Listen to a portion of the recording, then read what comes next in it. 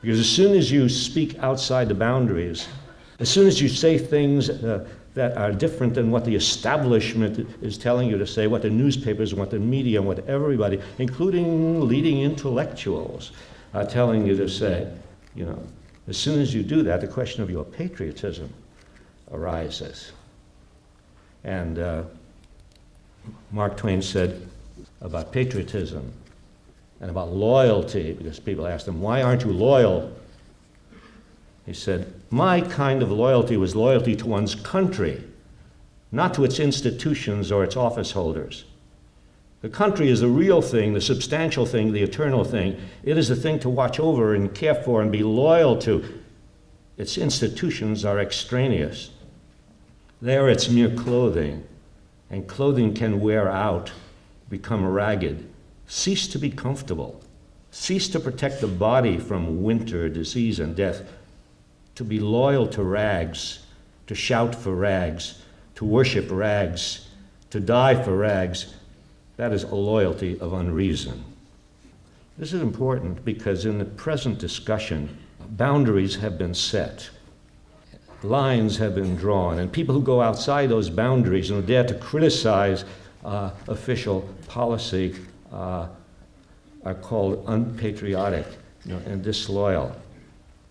When they say that, when they accuse dissenters of that, they have forgotten the meaning of loyalty and the meaning of patriotism. Patriotism does not mean support for your government. Patriotism means support for your country, as Mark Twain said. Or as Emma Goldman said, roughly around the same time. Emma Goldman, the feminist anarchist, said, she gave a lecture on patriotism, and she said, I love the country, but I don't love the government. And to criticize the government when you think the government is wrong is the highest act of patriotism.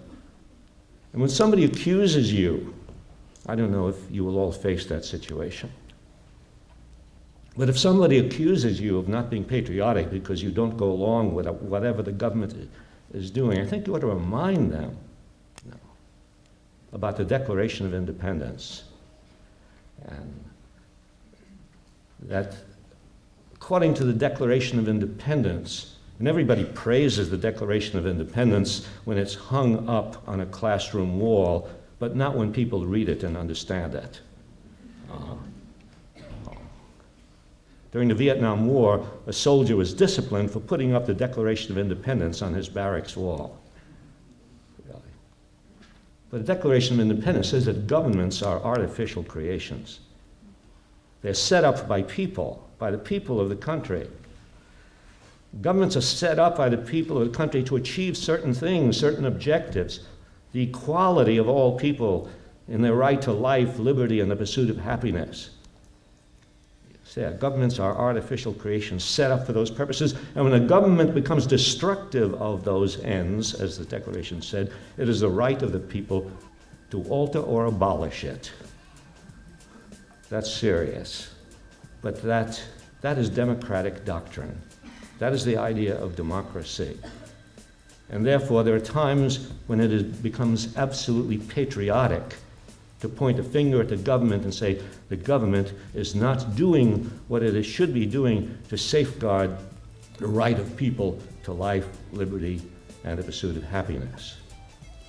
And I don't think it would be wrong in our time, with everybody talking, oh, this is one world, globalization, yes, the world has shrunk, we're all part of the same planet. I mean, they talk that way, but do they mean it? You could test out whether they mean it by suggesting that the words of the Declaration of Independence, the right to life, liberty, and property, apply not only to people in this country, but to people in other countries, to people everywhere. People everywhere in the world have the same right to life, liberty, and the pursuit of happiness.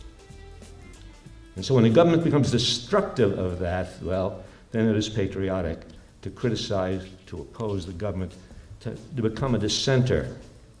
to do what we always praised when it was done in other countries, in totalitarian countries, and we looked upon the dissenters and the critics of those governments as heroes for daring to speak out.